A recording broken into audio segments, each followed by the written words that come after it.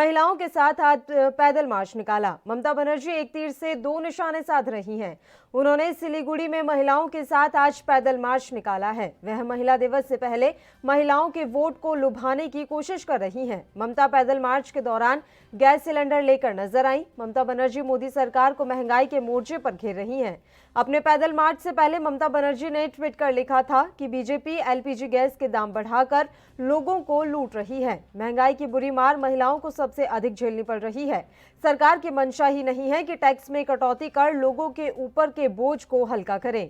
सैकड़ों की संख्या में महिलाएं ममता बनर्जी के साथ आज पैदल मार्च करती हुई नजर आई। चुनाव की तारीखों के ऐलान के साथ ही पीएम मोदी पर निशाना साधने का आज कोई भी मौका नहीं छोड़ा गया। उधर प्रधानमंत्री नरेंद्र मोदी आज बंगाल दौरे पर रहे। चुनाव की तारीखों के ऐलान के बाद पीएम मोदी पहली रैली करते हुए दिखाई दिए। इसके लिए कोलकाता के ब्रिगेड ग्राउंड पर भव्य तैयारी की गई।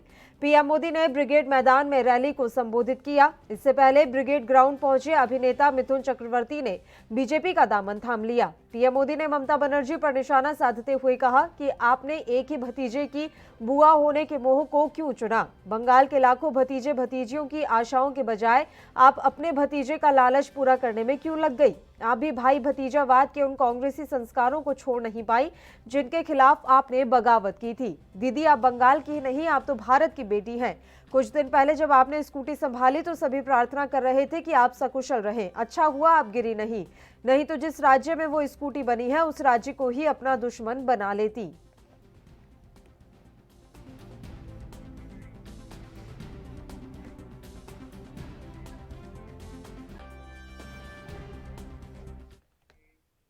चलिए इस मसले पर चर्चा की शुरुआत कर लेते हैं। इस समय दो मेहमान लाइव हमारे साथ जुड़ गए हैं। बिलाल अहमद जी जो कि टीएमसी से हैं, कैप्टन आई सिंह जो कि भारतीय जनता पार्टी से हैं। दोनों ही मेहमानों का स्वागत है एएनबी न्यूज पर। कैप्टन सिंह, पहले आपका रुख कर लेते हैं। आज ब्रिगेड ग्राउंड में रैली करने पहुंचे प्रधानमंत्री नरेंद्र मोदी। वहां ना उन्होंने सिर्फ टीएमसी पर निशाना साधा, कांग्रेस को भी जमकर आड़े हाथों उन्होंने लिया है। रैली में जो भीड़ नजर आई, उस भीड़ को देखकर क्या अंदाजा लगा रहे हैं आप? बिल्कुल पल्लवी जी, आज की जो जिस तरह से भीड़, क्या इसको एक महारेला कहेंगे, इसको देख के आज ममता बनर्जी शायद सट्टे में नहीं, मुझे तो लग रहा है अब उनकी नींद उड़ गई होगी। अब वो सब कुछ भूल गई होगी। उन्हें आज की रैली देख के लगने लगा होगा कि उनसे अब सत्ता किसी भी हालत में बचने वाली नहीं है। घबराहट में है ममता जी। जिस तरह से जो है ना आज रैली थी, आपने देखा कि पब्लिक पूरा ग्राउंड भरने के बाद भी पब्लिक आए जा रही थी। और जब मंच पे मिथुन चक्रवर्ती जो बंगाल का हृदय सम्राट एक अभिनेता है, वो पहुंचे तो फिर पब्लिक की तो खुशी का कुछ जो है ना कहने की कोई बात ही नहीं रही। और जब उन्होंने कहा तो पब्लिक सारी झूमने लगी मिथुन चक्रवर्ती के वक्तव्य के ऊपर। तो ये सब चीजें आज बंगाल को एक जो है ना आशा की निगाह से देख रही है कि बीजेपी अब जो है ना बंगाल को एक स्वर्ण बंगला बनाने की ओर ले जाएगी। अब बंगाल में विकास की तरफ जो है ना बंगाल जाएगा। अब टोला मुक्तों से निजात मिलेगी, कटमनी से निजात मिलेगी। सिंडिकेट जो चला रखा था ममता बुआ भतीजे ने, इससे निजात मिलेगी। अब वहां खुशहाली आएगी, वहां के उद्योग दोबारा चलेंगे, बंगाल में दोबारा खुशहाली आएगी, दोबारा हिंदुओं की देवी देवताओं के मंदिरों के ऊपर कोई बंदिश नहीं रहेगी। तो ये सब चीजें देखते हुए आज बंगाल की जनता बहुत खुशहाल है। मगर ममता बनर्जी की आज नींद जरूर उड़ चुकी है। क्यों? आज वो समझ गई कि अब कोशिश करना भी बेकार है, क्योंकि सत्ता नहीं बचने वाली है। जिस तरह से आज ममता बनर्जी अपनी पार्टी में सिर्फ अकेली खड़ी रह गई है, सब छोड़ के चले गए, उन्हें सब उनको अच्छे अच्छे लोग छोड़ के बीजेपी में आ गए। क्योंकि वहां देखा है कि पार्टी, आज मिथुन जी ने भी कहा और जिस तरह से वहां अन्य नेताओं ने कहा कि वो टीएमसी पार्टी सिर्फ बुआ भतीजे की पार्टी है और वो भतीजे के लिए सोचती है, बाकी पूरे बंगाल को नहीं देखती, बाकी बंगाल से उनका कोई लेना देना नहीं। तो ये सब चीजें देखते हुए बंगाल की जनता आज बीजेपी के साथ खड़ी है और बीजेपी की सरकार बनाने जा रही है। ठीक है, बिलाल अहमद जी से भी प्रतिक्रिया ले लेते हैं। अहमद साहब, आपने आज देखा होगा सिलीगुड़ी पहुंची ममता बनर्जी, एक पदयात्रा उनके द्वारा निकाली गई। ऐसा माना जा रहा है कि एक तीर से दो निशाने यहां पर साधे गए। एक तो महिला दिवस है कल, तो महिलाओं के वोट बैंक को साधने की भी कोशिश की गई है वहां पर। जी देखिए, चुनावी माहौल बच चुका है और सब पार्टियां अपना अपना काम में लगी हुई हैं। सबसे पहली बात मैं कहना चाहता हूं, जो हमारे प्रचार मंत्री जी सोनार बंगला की बात कर रहे हैं, वो पहले सोनार हिंदुस्तान तो बना के दिखाएं। वो बंगाल पहुंचे हैं बंगाल को कंगाल करने के लिए। जो नौकरियां देने की बात कर रहे हैं हमारे प्रधानमंत्री जी, सिर्फ बंगाल में ही नौकरी देंगे, बाकी देश में नौकरियां खत्म कर देंगे। अहमद साहब, मैं आपको 1 मिनट के लिए रोक रही हूँ सर, एक छोटे से ब्रेक के लिए बुलेटिन में हमें रुकना है, फौरन हाजिर होंगे।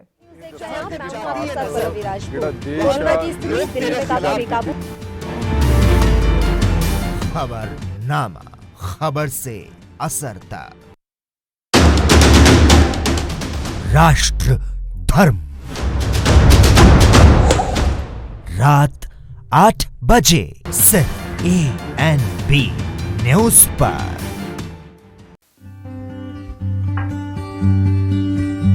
क्या बात है मनोहर, हम तो आए थे तुमसे गपशप करने के लिए, मगर तुम्हारा ध्यान तो कहीं और है। क्या बात है, सब ठीक तो है ना? भैया अपना क्या है, बस छोटू की नौकरी लग जाए, समझो गंगा नहा गई। आज उसकी नौकरी का रिजल्ट आने वाला है, बस उसी का इंतजार कर रहे थे। पढ़ाई में बहुत अच्छा है लड़का। बच्चों की फिक्र तो रहती ही है। अब तो कई साल हो गए, जब मेरे बड़े वाले बेटों को नौकरी मिली थी तो ऊपर से दान दक्षिणा का भी इंतजाम करना पड़ा था, तब जाकर बड़े को नौकरी मिली थी। मनोहर, बिना जोर जुगाड़ के कुछ नहीं होने वाला। बाबूजी, मेरी नौकरी लगी। नमस्ते अंकल। अशोक बेटा। माँ, देखा जगदीश भैया, अब दान दक्षिणा से नहीं, योग्यता के आधार पर काम हो रहा है। पहले बात और थी, लेकिन अब यूपी की बात ही अलग है। जी हाँ, अब यूपी की बात ही अलग है। माननीय प्रधानमंत्री श्री नरेंद्र मोदी के मार्गदर्शन और मुख्यमंत्री योगी आदित्यनाथ के कुशल नेतृत्व में पिछले 4 साल में पारदर्शी और निष्पक्ष प्रक्रिया के माध्यम से 4 लाख युवाओं की सरकारी नौकरियों में भर्ती हुई है। काम दमदार, योगी सरकार।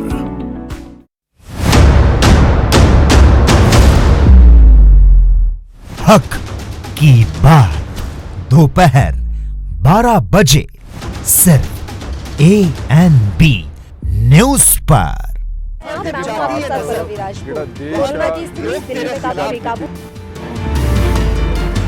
खबरनामा, खबर से असर तक। ब्रेक के बाद एक बार फिर से आप सभी का स्वागत है। पश्चिम बंगाल के मसले पर हम बात कर रहे हैं। दोनों ही मेहमान लगातार हमारे साथ जुड़े हुए हैं। अहमद साहब, मैं आपका ही रुख करना चाहूंगी। ब्रेक पर जाने से पहले आप कह रहे थे कि सोनार बांग्ला बनाने की बात कर रहे हैं आप, पहले सोनार हिंदुस्तान तो बना लीजिए, बताइए। ये कह रहा था कि जो ये बात कर रहे हैं सोनार बांग्ला की, सोनार हिंदुस्तान भी बनाने का काम किसका है? प्रधानमंत्री जी ने आज पूरे देश के अंदर जो हमारे देश की संपत्ति थी, जो रेलवे था, एयरपोर्ट था, ये सारी चीज तो निजीकरण में कर रहे हैं, बेच रहे हैं। तो लोगों को नौकरियां कैसे मिलेंगी? क्या अंबानी के यहाँ और अडानी के यहाँ लगाने की बात कर रहे हैं लोगों को? ये करना क्या चाह रहे हैं? बंगाल में जाकर जिस तरीके से झूठा प्रचार कर रहे हैं हमारे प्रधानमंत्री जी, वो नहीं चलने वाला। बंगाल के लोग अब समझ चुके हैं इनकी। और जिस तरीके से ये जीडीपी की बात कही गई इनसे कि जीडीपी बढ़ाइए, मगर इन्होंने गैस, डीजल, पेट्रोल को जीडीपी समझ लिया, इसके दामों को डेली बढ़ाए जा रहे हैं। तो ये भी परेशानी जनता के ऊपर पड़ रही है। जो वहां की जनता, जो इन्होंने बात करते हैं हमने उज्ज्वला योजना के तहत लोगों को सिलेंडर दिया, उस सिलेंडर का क्या करेंगे लोग जब उसे रिफिल कराने के लोगों के पास पैसे नहीं है? आपने काम धंधा चौपट कर दिया और बातें करते हैं सोनार बंगला बनाने की। एक चीज मैं हमारे भाई जो बैठे हुए हैं कैप्टन साहब, उन्हें बता दूं कि बांग्ला सोनार अभी भी है। दीदी ने बहुत मेहनत की है बंगाल को बनाने के लिए। बंगाल के अंदर गरीब जनता को सस्ता राशन दिया जाता है, उसकी हेल्थ स्कीम, सारी चीजें दीदी ने दी हैं बंगाल को। आप जो आज बात कर रहे हैं, अभी कुछ दिन पहले तक आप कहा करते थे बंगाल में जो करप्शन है, ये है, जो लोगों के ऊपर आप इल्जाम लगाते थे, जितने भी करप्ट लोगों के ऊपर, आज उन सारे करप्ट को आपने लेके अपने साथ में इकट्ठा कर लिया। तो आप क्या बंगाल को करप्शन में डुबोना चाहते हैं?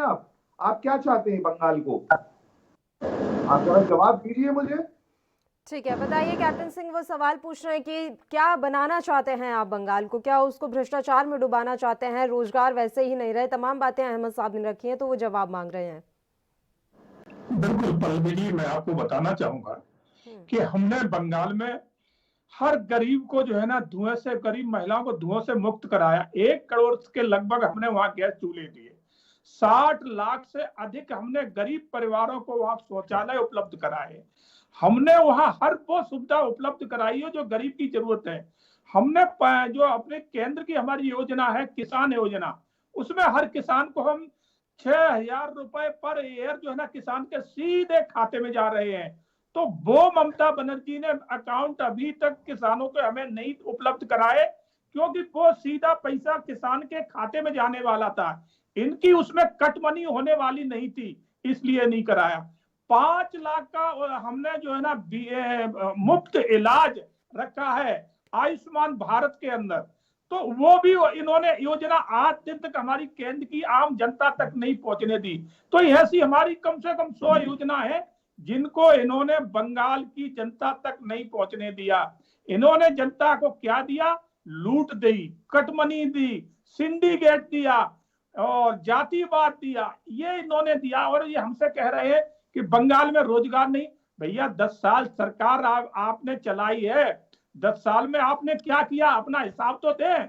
आप बताएं कि आपने क्या किया है, सिवाय गुंडागर्दी बढ़ाने के अलावा, टोलाबाजी, कटमनी, सिंडिकेट, इसके अलावा कुछ नहीं किया है। और बुआ ने सिर्फ भतीजे के बारे में सोचा है कि हम भतीजे को अपने को सीधा मुख्यमंत्री बना दें, ज्यादा से ज्यादा घोटालों में फंसा है, उससे उसको बचा के रखे। बाकी जनता को कुछ नहीं दिया है, पूरा बंगाल भुखमरी के रास्ते पे लाके खड़ा कर दिया है। और ये कह रहे कि जनता आज देख, जनता ने तो आज दिखा दिया बंगाल में कि जनता किसके साथ है। आज जिस तरह की जो रेला हुआ है, उस रेला से स्पष्ट हो चुका है कि ममता जी जा रही हैं, अब उनको कोई बचाने वाला नहीं है। तो और उनकी पदयात्रा में भी बड़ी संख्या में महिलाएं शामिल रहीं। कैप्टन सिंह, उनकी पदयात्रा में भी बड़ी संख्या में महिलाएं शामिल रहीं। अहमद साहब आपसे जवाब लेंगे कैप्टन सिंह की हर एक बात का, उससे पहले एक छोटे से ब्रेक के लिए बुलेटिन में हम रुक लेते हैं, फौरन हाजिर होंगे।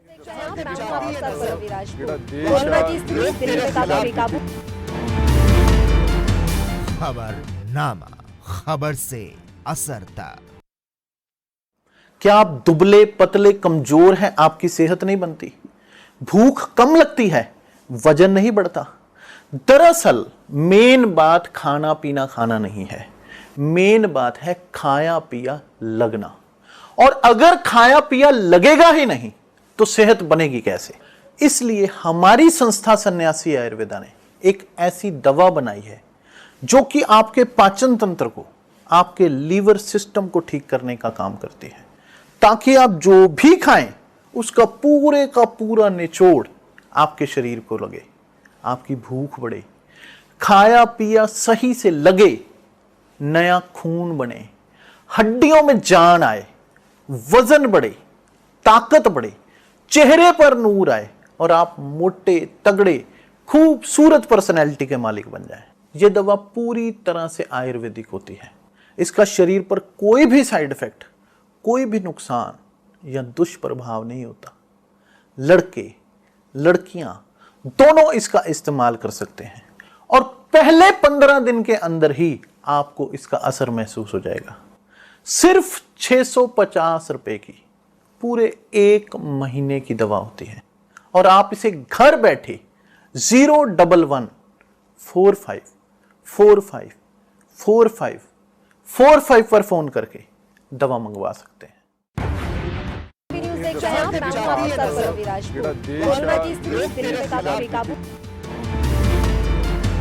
खबरनामा, खबर से असर तक। ब्रेक के बाद एक बार फिर से आप सभी का स्वागत है। इधर ममता दीदी तो उधर पीएम मोदी। आज पश्चिम बंगाल का सियासी पारा जबरदस्त तरीके से हाई है। एक तरफ जहां प्रधानमंत्री ने रैली की तो वहीं ममता बनर्जी पैदल यात्रा करती हुई नजर आई। तो इस तरीके से पश्चिम बंगाल में सियासी माहौल काफी गरमाया हुआ है। अहमद साहब का रुख कर लेते हैं। कैप्टन सिंह का सवाल था अहमद जी कि आप हमें हिसाब दीजिए, पिछले 10 सालों में आपने क्या काम किया। जी, अभी हमारे बड़े भाई कह रहे थे कि हमने शौचालय बनाए, तो मैं पूछना चाहता हूँ, शौचालय तो आपने बनाए, लोगों का रोजगार छीन लिया, आदमी खाएगा नहीं तो शौचालय में क्या करेगा है? आपने देश के अंदर कितने सरकारी संस्थान बनाए? आपने देश के अंदर 2014 के बाद से जो आप कहते थे हम हर साल 2 करोड़ नौकरी देंगे, आपने कितनी नौकरियां दी युवाओं को? अभी हमारे भाई ने कहा किसान किसान, बहुत बहुत इनके मुंह से ऐसी बातें अच्छी भी नहीं लगती है। दिल्ली के अंदर, पूरे देश के अंदर आज किसानों के अंदर जो गुस्सा है, जो इन्होंने किसानों को परेशान करा है, किसान कुछ आपसे मांगने नहीं आए, किसान अपना हक मांग रहा है। एमएसपी आप देना नहीं चाह रहे, क्यों? सबसे बड़ी वजह आप ये बताइए, एमएसपी देना क्यों नहीं चाहते? क्या आप सिर्फ सरकारी जो ये आपके बड़ी बड़ी कंपनियां हैं सिर्फ उन्हीं का फायदा चाहते हैं? किसान आपसे ये नहीं कह रहा कि आप सारी फसल आप हमसे एमएसपी पर खरीदिए, जो 5-6% आप खरीदते थे वही खरीदिए, मगर एमएसपी की गारंटी दीजिए। अभी आपको किसान बताएगा। और हमारे भाई ने अभी बहुत बड़ी बड़ी बातें कही किसानों का, ये वो, आपने किया क्या है ये तो बताइए। दिल्ली के अंदर जो किसान जमा बैठा है, आप अब उसे किसान मानने को तैयार नहीं है। आप उसे कभी देशद्रोही कहते हैं, कभी खालिस्तानी बता रहे हैं, कभी कुछ बता रहे हैं। और मैं आपसे कहना चाहता हूँ, पल्लवी जी, मैंने बंगाल का विकास पूछा था, दिल्ली का नहीं पूछा है। देश के जो मुख्यमंत्री हैं वो बंगाल पहुंचने के बाद में उन्होंने बहुत बड़ी बड़ी बातें करी कि बेटी बचाओ। आप बंगाल का हिसाब बताएं, हमें दिल्ली का ना बताएं। बंगाल में आपने क्या किया? बेटी बचाओ, ये जो आपकी सरकार बंगाल में रही है 10 साल, तो बंगाल का हिसाब बताएं। आपको बेटी बीजेपी से बचानी है। अगर आपको अपनी बेटी को बीजेपी से बचाना है, आप उस बात का जवाब दे रहे हैं ना कि भारतीय जनता पार्टी ने क्या किया, भारतीय जनता पार्टी में कहां खोट है। आप ये तो बताएं कि 10 साल में क्या हुआ है पश्चिम बंगाल में। देखिए, 10 साल के अंदर अगर आप देखें तो हमारे हिंदुस्तान की जीडीपी और बंगाल की जीडीपी बढ़ी है, घटी नहीं है। दीदी ने काम किया है बंगाल के अंदर। बंगाल में लोगों को काम दिया है, लोगों को अभी एक 5 लाख तक का इलाज का अभी एक स्कीम दी है, जिससे 5 लाख तक का इलाज बिल्कुल मुफ्त करवा सकते हैं। ऐसा नहीं है मोदी जी की तरह जो अभी आपने स्कीम दी किसानों के लिए। किसानों को स्कीम हमारी पार्टी ने दी है, जिसमें जो इंश्योरेंस का पैसा है हमारी पार्टी देती है। भाजपा की तरह नहीं कि आयुष्मान योजना दी, कि फलानी योजना दी, किसान डूबता चला जा रहा है, किस्तें किसान को देनी पड़ रही है। नहीं, हमारी सरकार ने बंगाल के लोगों के विकास के लिए बहुत काम किए। ठीक है, बताइए कैप्टन सिंह। वो तो साफ तौर पर कह रहे हैं कि उनकी पार्टी ने काफी मेहनत की है और बंगाल की जो जनता है उनकी सेवा में हमेशा से हाजिर रहे हैं। बिल्कुल। और पल्लवी जी, ये एक भी ऐसी योजना नहीं बता सके जो बंगाल सरकार ने वहां चलाई हो। ये कहीं दिल्ली पे भाग गए तो कहीं एमएसपी पे भाग गए, कहीं दिल्ली के बैठे हुए किसानों पे भाग गए, मगर इन्होंने एक बार भी ये नहीं कहा कि हमारी सरकार ने 10 साल में बंगाल के लोगों के लिए क्या किया है। अब ये कह रहे हैं कि वहां 5 साल का, इनके यहाँ कोई मुफ्त नहीं है, कुछ भी नहीं है। इनके यहाँ सिर्फ मुफ्त है तो टोलाबाजी है, सिंडिकेट है, कटमनी है, कोले की कालाबाजारी है। ये किया इन्होंने 10 साल में, इसके अलावा कुछ नहीं किया है। और मैं एक आपको सुनता हूँ, गृह मंत्री मैं आपको सुनता हूँ, आप भी सुने को हराने के लिए। चलो आप बोलो, मैं बात नहीं है। बंगाल की जनता भी जानती है ये चीज। उनके पास है भाई स्टार प्रचारकों की पूरी लिस्ट, तो वो क्यों नहीं बुलाएंगे सर? आपको पल्लवी जी, मैं आपको बताना चाहूंगा। ठीक है, सुन लेते हैं एक बार कैप्टन सिंह की बात सुन लेते हैं सर, एक बार कैप्टन सिंह की बात सुन लेते हैं। बताइए पल्लवी जी, आज इनके पास एक नेता नहीं बचा है।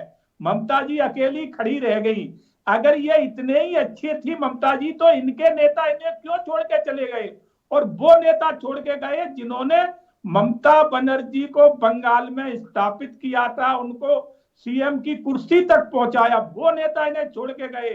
तो ये बड़ा सोचनी और विचारनी बात है, क्योंकि ममता बनर्जी एक प्राइवेट जो है ना पार्टी बन गई, जो बुआ भतीजे तक सीमित रह गई, इससे आगे नहीं रही।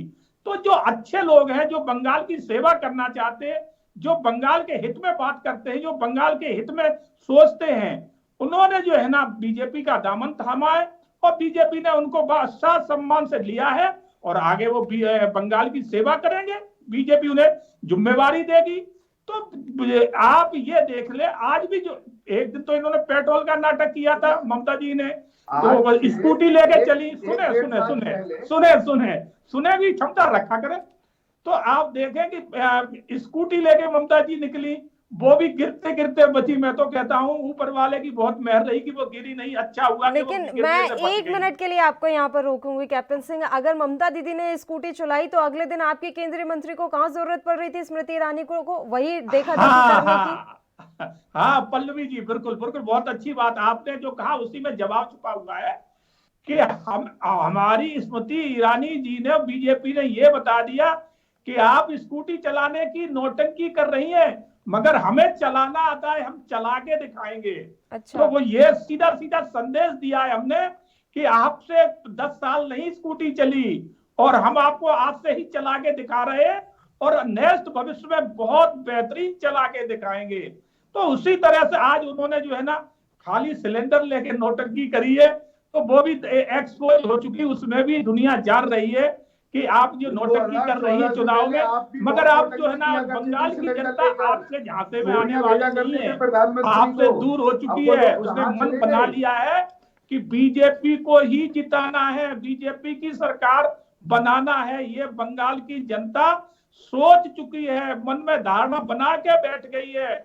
जिस तरह से आज परेड ग्राउंड में, ब्रिगेड परेड ग्राउंड में महारेला हुआ है, जहां जनता समा नहीं रही थी, मीडिया की बैठने की जगह थी, लोग बाग वहां तक घुस के आ गए थे, कैमरे वाले वहां खड़े होकर रिपोर्टिंग नहीं कर पा रहे थे। ऐसा रेला कभी ब्रिगेड ग्राउंड में कभी हुआ नहीं है।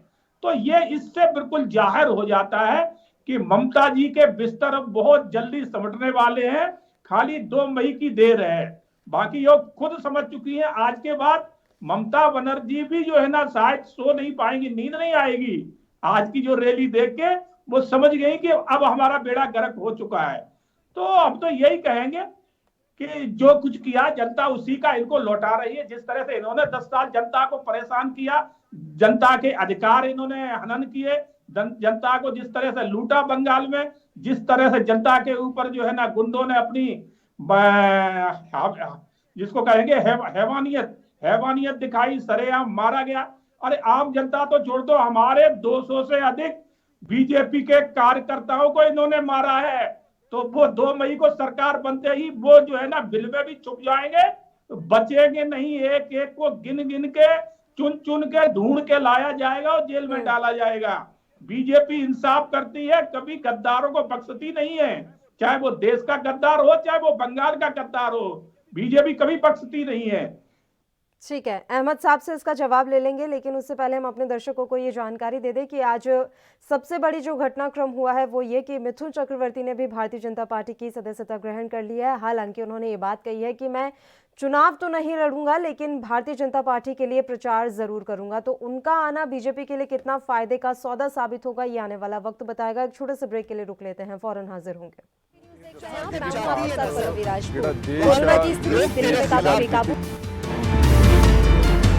खबरनामा, खबर से असर तक।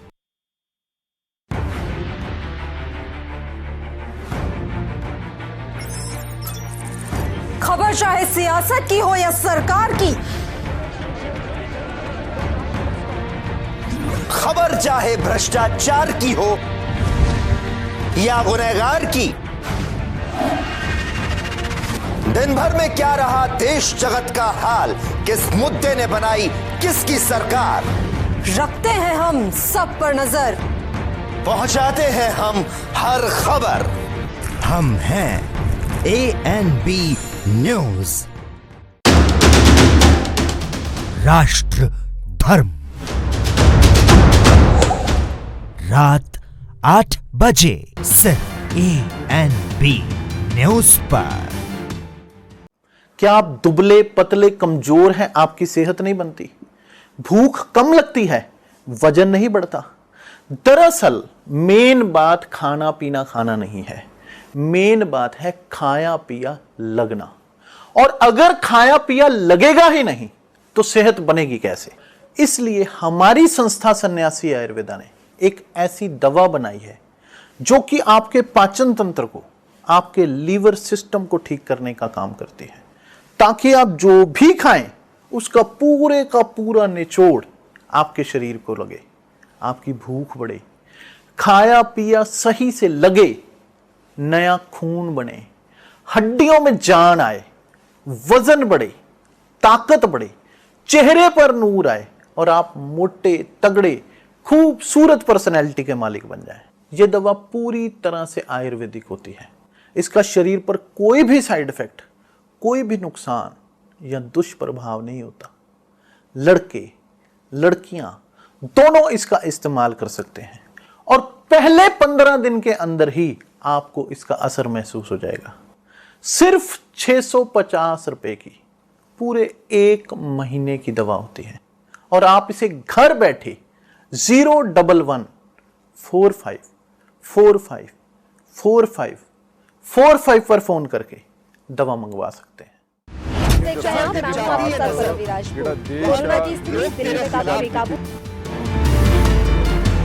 खबरनामा, खबर से असर तक।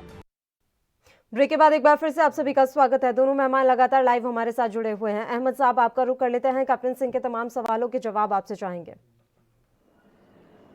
जी, अभी हमारे भाई ने कहा कि भाई ममता दीदी को स्थापित करने में बाकी जो नेता है उनका हाथ रहा। मैं इन्हें बताना चाहता हूं कि बंगाल के अंदर जो दीदी की सरकार आई, उसे बनाने में बंगाल की जनता ने दीदी को स्थापित किया है, ना कि किसी नेता ने। और एक चीज और बता दूं कि जो नेता आज अपने आप को ये समझ रहे हैं कि हमने दीदी को स्थापित किया है, वो खुद दीदी के नाम से चुनाव जीत कर आए थे। वो खुद दीदी के नाम से चुनाव जीत कर आए थे, क्योंकि बंगाल की जनता ने दीदी को वोट दिया था, दीदी का चेहरा देख के वोट दिया था, ना कि किसी नेता के। और अभी आने वाले चुनाव में बंगाल की जनता दीदी के नाम पर ही मोहर लगाने जा रही है। ये आप जितना अपना दुष्प्रचार बंगाल के अंदर कर रहे हैं, उसका आपको बंगाल की जनता करारा जवाब देने जा रही है। ठीक है कैप्टन सिंह, आपका आखिरी कमेंट चाहूंगे इस मसले पर। जी पल्लवी जी, एक बहुत अच्छी बात है कि राम प्रभु के नाम से पत्थर भी पानी में तैर जाते हैं। उन राम प्रभु से जिसने बैर किया है वो बचा नहीं है, वो खत्म ही हो गया है। महाबुद्धिमान महाबली रावण, उसने भी राम से जब बैर किया तो आपने देखा कि उसकी लंका सहित पूरा परम धाम को चला गया, कुछ उसका नाम अंश भी नहीं किया। जनता पार्टी का मैनिफेस्टो है ये। अब सुने बिल्कुल, हम राम प्रभु से हमारी आराध्य हैं और राम प्रभु का ही विरोध किया कांग्रेस ने। उन्होंने भी कहा कि भगवान तो कल्पनिक हैं, तो आज कांग्रेस कल्पनिक बन गई। तो इसी तरह से प्रभु राम का विरोध किया ममता बनर्जी ने। जय श्री राम के नारे से वो ऐसे चिढ़ती थी जैसे वो सांड होता है ना, लाल कपड़ा दिखा दो तो एकदम मारने को दौड़ता है। तो इन्होंने भी राम प्रभु का अपमान उसी तरह किया। बताइए दिलीप घोष, तो आज जो है ना ममता बनर्जी की भी बंगाल में वही हालत होने वाली है। जिसने भी राम प्रभु का अपमान किया है वो जड़ मूल से खत्म हो जाता है, बचता नहीं है। तो ये पल्लवी जी, ये लोग जो है ना वो लोग हैं जो धर्म और विशेष को लेके जो है ना अपनी राजनीति चमकाते हैं। इन्हें जनता से कुछ लेना देना नहीं है, इन्हें विकास से कोई लेना देना नहीं है, ना इन्हें उद्योग से लेना देना है। आज बंगाल के पूरे उद्योग बंद पड़े हैं। वहाँ बंगाल कलकत्ता का सबसे बड़ा जूट उद्योग था, आज जूट उद्योग बंद पड़ा है। जूट उद्योग के जुड़े हुए सारे मजदूर आज बेचारे भुखमरी से परेशान हैं। बंगाल का पूरा जितना मजदूर समुदाय है वहां से प्लानिंग कर चुका है, बाहर जा चुका है, दूसरे प्रांतों में जाके अपना नौकरी और जॉब करके अपना काम चला रहा है। तो इधर नहीं इनका ध्यान गया, इनका ध्यान गया टोलाबाजी पे, कटमनी पे, इस पे ध्यान गया। तो मैं यही कहना चाहूंगा कि दीदी कटमनी बहुत चल गई, 10 साल आपने बंगाल को बुआ भतीजे ने खूब मिलके लूटा। अब जनता जाग गई है और उसका वो जवाब देने जा रही है। आप जो है ना अब अपने बोरी बिस्तर समेट के रखे हैं, क्योंकि आप बच नहीं रही हैं। और जितने ये टोलाबाज थे, ये तो लग रहा है कि बहुत जल्दी जो है ना बिल में घुस जाएंगे, क्योंकि इन्हें मालूम है कि बीजेपी आने वाली है, ये टोलाबाजों को बख्शती नहीं है। जैसे आपने देखा होगा उत्तर प्रदेश में आने से योगी जी ने कहा था गुंडों से कि या तो सुधर जाओ या सिधार जाओगे, तो वहां गुंडे ज्यादा से ज्यादा या तो छोड़ के चले गए या सिधार गए। तो वही हाल जो है ना वहाँ के गुंडों का होगा, आप निश्चिंत रहिए। इस पे भी थोड़ी सी रोशनी डालिए बड़े भाई। ठीक है सर, उत्तर प्रदेश छोड़िए, हम पश्चिम बंगाल पे रह लेते हैं क्योंकि समय की भी कमी है, इसलिए अब आप भी अपना आखिरी कमेंट दे दीजिए अहमद साहब। जी मैं यही कहना चाहूंगा, देखिए बंगाल की जो जनता है वो धर्म के ऊपर वोट नहीं करने वाली, वो वहां के जो जमीनी मुद्दे हैं उनके ऊपर वोट करेगी, जिनके लिए दीदी ने वहां काम किया। हम अपने काम के नाम पर वोट मांगते, हमारा धर्म। पल्लवी जी मैं अपने छोटे भाई से जानना चाहूंगा, वो अपना बंगाल की दुर्गा पूजा सबसे, हम यहाँ पर बंगाल की दुर्गा पूजा सबसे बड़ा त्योहार था। ममता जी को ऐसी क्या जरूरत पड़ी कि उस पर रोक लगा दी उन्होंने? मैं अपने मित्र से छोटे भाई से जानना चाहूंगा कि दुर्गा पूजा पे रोक क्यों लगाई गई थी? को लड़ाओ और राजनीति करो, ये वही करते हैं जो अंग्रेजों ने किया, डिवाइड एंड रूल। हमारा वो नहीं है, हम वो करते हैं जो गांधी जी ने किया, सब लोगों को साथ में लेकर चलने की राजनीति करते हैं, हर वर्ग के लिए काम करने की राजनीति करते हैं। हमारी राजनीति किसी धर्म विशेष को लेकर नहीं है, हम सबके लिए काम करते हैं और हमने किया है। और उसी साल के काम हम जमीन पर जाकर वोट मांग रहे हैं। लोग सामने के चलते इस पे जवाब दें, दीदी को क्या जरूरत पड़ी दुर्गा पूजा पे रोक लगाना पड़ी?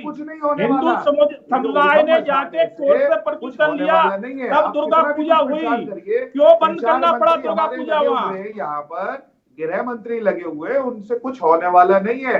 हम अपने जो काम किए हैं 10 साल के, उन्हें लेकर पब्लिक के बीच में जा रहे हैं, अपने कामों को गिना रहे हैं, हमने क्या क्या किया। काम तो आपने कुछ किया ही नहीं है, यही तो बात है। चलिए ठीक है सर, अगर उन्होंने कुछ काम नहीं किया होगा तो उसका जवाब पश्चिम बंगाल की जनता उन्हें दे देगी, और अगर आप पर एतबार होगा तो उसका रिजल्ट भी सामने आ ही जाएगा। समय की कमी है इसलिए मैं आप दोनों को रोक रही हूँ। शुक्रिया अदा करना चाहूंगी आप तमाम चर्चा के लिए हमारे साथ जुड़े।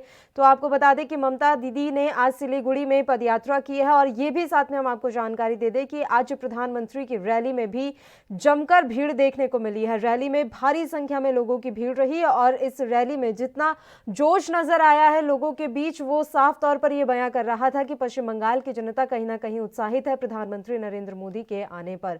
तो वहीं लगातार हम ये भी देख रहे हैं सुबह से सियासी हलचल वहां पर मची हुई थी। जिस तरीके से मिथुन चक्रवर्ती ने आज बीजेपी की सदस्यता ग्रहण की है, उसके बाद से ये साफ तौर पर दिख रहा है कि सियासी पारा आने वाले समय में कितना गर्म होने वाला है। अगली खबर का रुख कर लेते हैं। मुंबई में आज लोगों को कोरोना की वैक्सीन नहीं लगाई गई।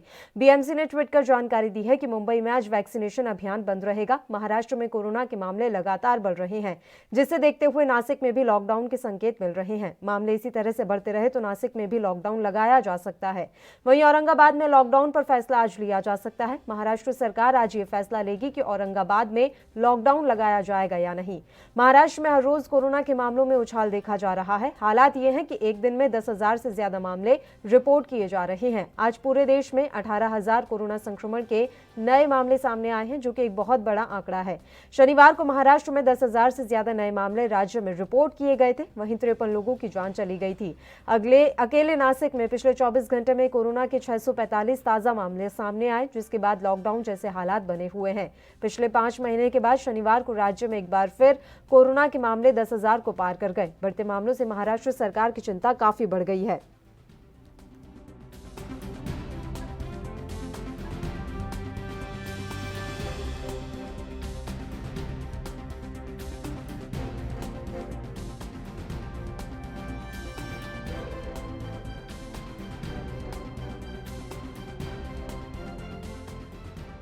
लोगों को कोरोना की वैक्सीन नहीं लगाई गई है। बीएमसी ने इसको लेकर पहले ही ट्वीट कर जानकारी दे दी थी कि मुंबई में आज वैक्सीनेशन अभियान बंद रहेगा।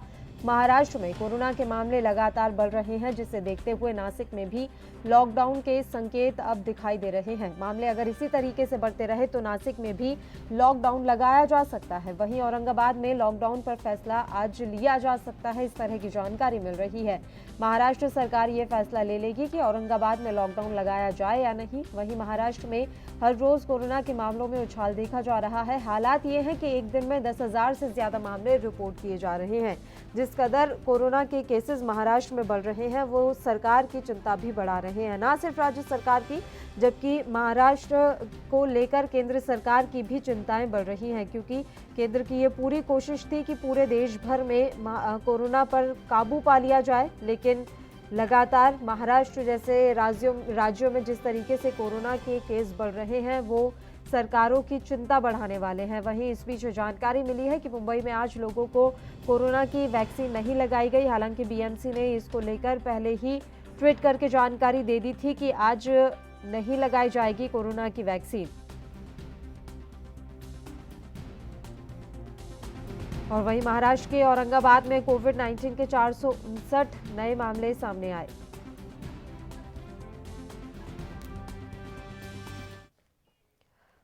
और इस खबर पर तमाम जानकारी देने के लिए सत्यप्रकाश सोनी हमारे संवाददाता मुंबई से लाइव जुड़ गए हैं, उनका रुख कर लेते हैं। सत्यप्रकाश, आपसे जानकारी चाहेंगे। मुंबई में आज लोगों को कोरोना की वैक्सीन नहीं लगाई गई, आज वैक्सीनेशन का कार्य बंद रहा और ये बताया जा रहा है कि बीएमसी ने पहले ही ट्वीट करके इसके बारे में जानकारी दे दी थी। वजह क्या है जो आज वैक्सीनेशन नहीं हो पाया?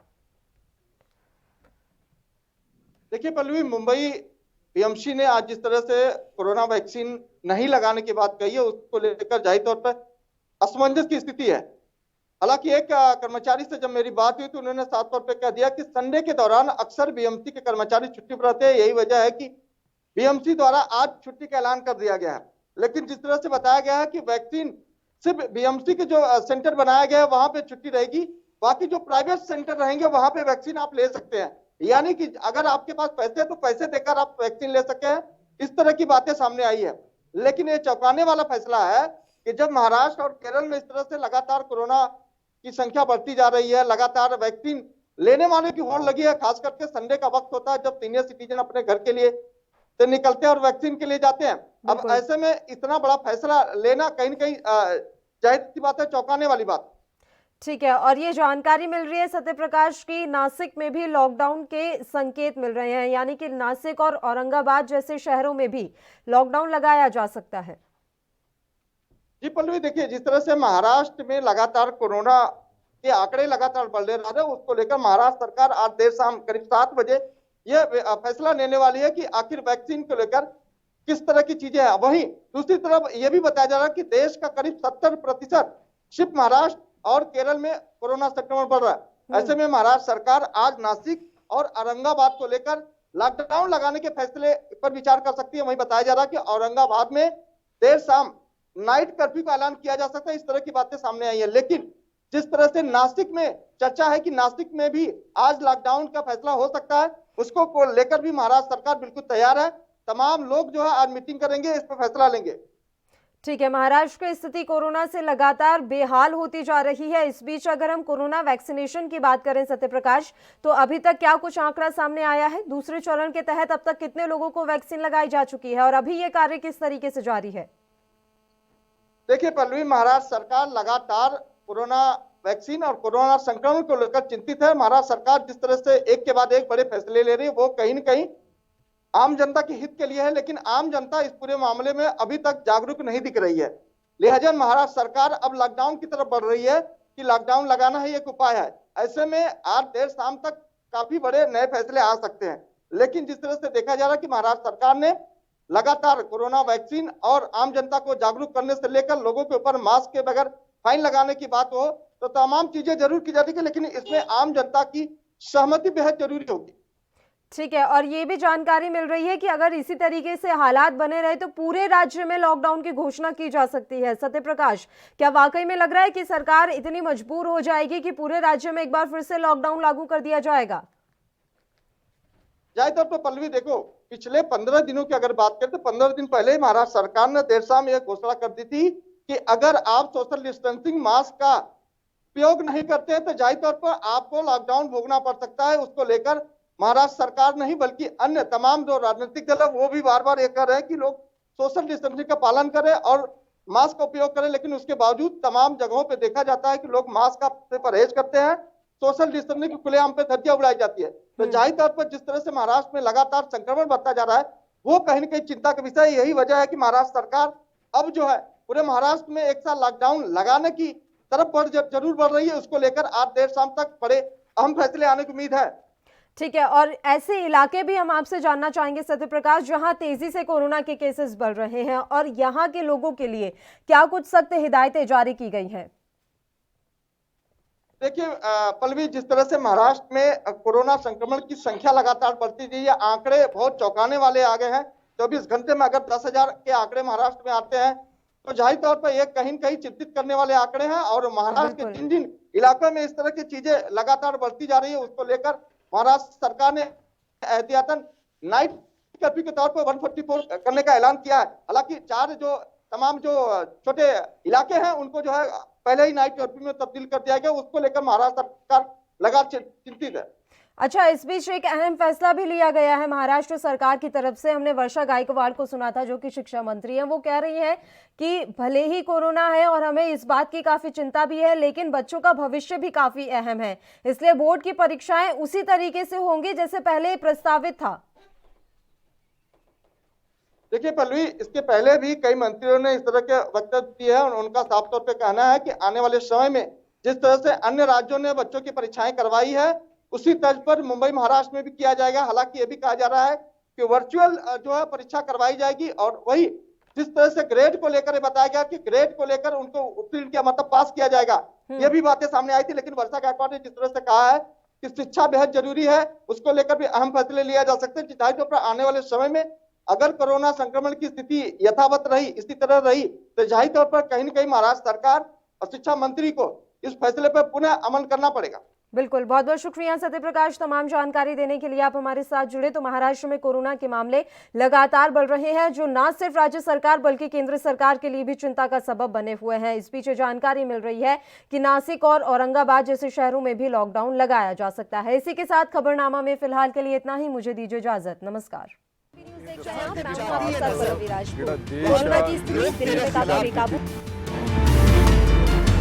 खबरनामा, खबर से असर तक।